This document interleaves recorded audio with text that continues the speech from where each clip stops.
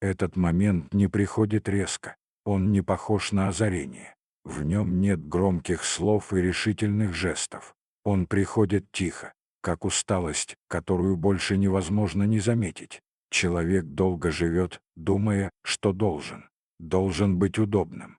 Должен оправдывать ожидания. Должен соответствовать образу, который сложился о нем в чужих головах.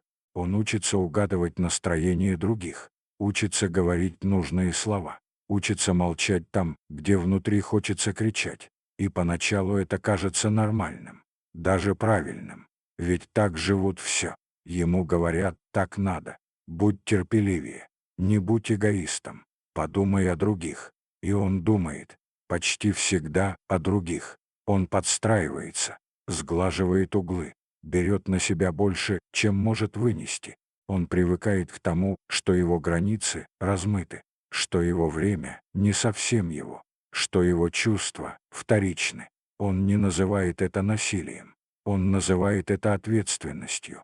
Но тело помнит лучше. Тело начинает уставать. Не резко, постепенно. Сначала это обычная усталость, потом раздражение без причины, потом пустота. Он ловит себя на том, что даже в тишине ему трудно расслабиться, как будто он все еще что-то кому-то должен. Он продолжает жить правильно, но радость уходит. И однажды происходит простой момент. Не конфликт, не скандал, не разрыв. Просто мысль, которая звучит неожиданно ясно: «Я больше не могу». Не из слабости, а из честности. Он вдруг понимает, что живет не из желания, а из долга, что многие его «надо» давно не имеют смысла, что он делает вещи, которые не выбирал. И самое странное, мир не рушится. Никто не умирает от его усталости. Никто не исчезает, если он не отвечает сразу. Никто не благодарит его за самодачу, которую он сам себе навязал. И тогда появляется вопрос: а кто вообще решил, что я должен? Он начинает вспоминать, когда он впервые перестал слушать себя, когда впервые сказал «да», хотя хотел сказать «нет». Часто это было давно, еще в детстве, когда любовь нужно было заслуживать, когда одобрение давалось за удобство, когда быть собой было рискованно. Он понял, что долг стал заменой близости. Проще быть нужным, чем быть живым. Проще выполнять роль, чем рисковать отказом. Но цена оказалась высокой. Он перестал чувствовать, чего хочет. Он научился хотеть то, что от него ждут.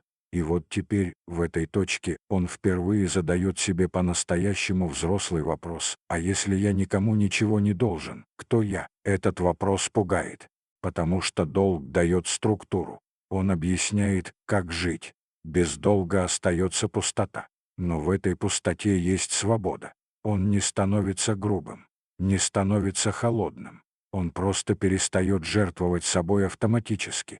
Он начинает чувствовать ощущение вины. Сильное, навязчивое. Потому что вина — старая охранная система. Она говорит: ты плохой, если выбираешь себя. Но он впервые не убегает от этой вины. Он смотрит на нее и замечает: она не про реальный вред. Она про страх потерять любовь. Он начинает понимать разницу между ответственностью и самоуничтожением. Ответственность — это осознанный выбор, а не привычка терпеть. Он замечает, что когда перестает быть удобным, кто-то отдаляется. И это больно. Но кто-то остается. И это удивляет.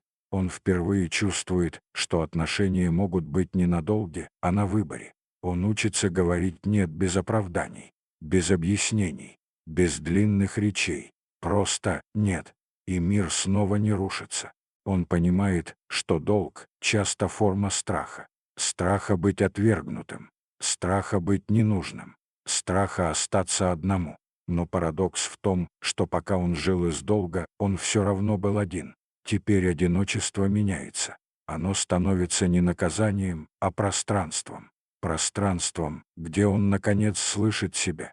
Он больше не обещает того, чего не может дать. Не объясняет то, что не чувствует. Не спасает тех, кто не просил о помощи. И постепенно появляется легкость. Не радость, не эйфория, а тихая устойчивость. Он понимает, что быть хорошим не значит быть жертвенным, что любовь, которая держится на долге, рано или поздно превращается в обиду. Он больше не живет с мыслью, что должен всем, но он выбирает быть человечным, по желанию, не по обязанности. И в этом выборе впервые появляется настоящая зрелость, потому что взрослость — это не когда ты всем должен, а когда ты честно решаешь, кому, когда и зачем ты готов что-то дать, а кому нет.